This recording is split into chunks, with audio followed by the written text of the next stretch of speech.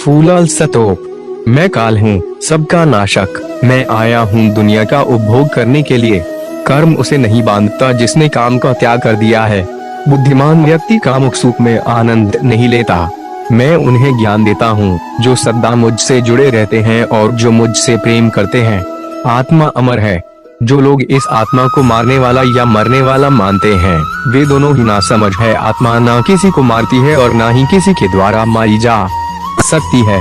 न यह शरीर तुम्हारा है, न तुम शरीर के हो।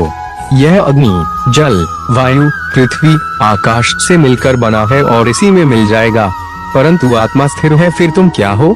शस्त्र आत्मा को काट नहीं सकते, अग्नि इसको जला नहीं सकती, जल इसको गीला नहीं कर सकता और वायु इसे सूखा नहीं सकती। जैसे मनुष्य अपने पुराने वस्त्रों को उतारकर दूसरे नए वस्त्र धारण करता है, वैसे ही आत्मा मृत्यु के बाद अपने पुराने शरीर को त्याग करने से ही प्राप्त करती है। आत्मा ना कभी जन्म लेती है और ना मरती है। शरीर का नाश होने पर भी नष्ट नहीं होता। सभी प्राणी जन्म से पहले अप्रकट थे और मृत्यु के बाद फिर अप्रकट हो जाएंगे, लेकिन जन्म और मृत्यु के बीच प्रकट दिखते हैं। फिर इसमें सोचने की क्या बात है? परिवर्तन संसार का नियम है। जिसे तुम मृत्यु समझते हो वही तो जीवन है।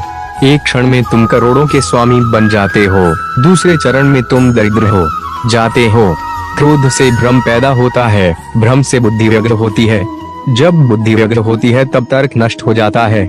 जब तर्क नष्ट होता है तब व्यक्ति का पतन हो जाता है। सम्मानित व्यक्ति के लिए अपमान मृत्यु से भी बढ़कर है। खाली हाथ आए और खाली हाथ वापस चले। जो आज तुम्हारा है कल और किसी का या परसों किसी और का होगा। तुम इसे अपना समझकर मग्न हो रहे हो।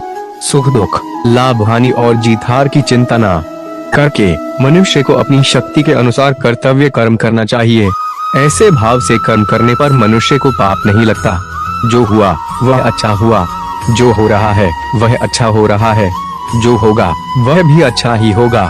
तुम भूत का पश्चाताप न करो, भविष्य की चिंता न करो। वर्तमान चल रहा है, तुम्हारा क्या गया जो तुम रोते हो? तुम क्या लाए थे जो तुमने खो दिया? तुमने क्या पैदा किया था जो नाश हो गया? न तुम कुछ लेकर आए, जो दिया यही से लिया, जो दिया यही पर दिया, जो लिया इसी ईश्वर से लिया, जो दिया इसी को दिया।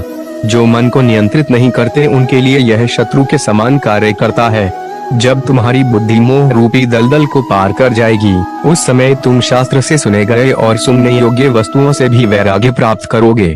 केवल कर्म करना ही मनुष्य के वश में है, कर्म फल नहीं। इसलिए तुम कर्म फल की आसक्ति में न फंसो तथा कर्म का त्याग भी न करो।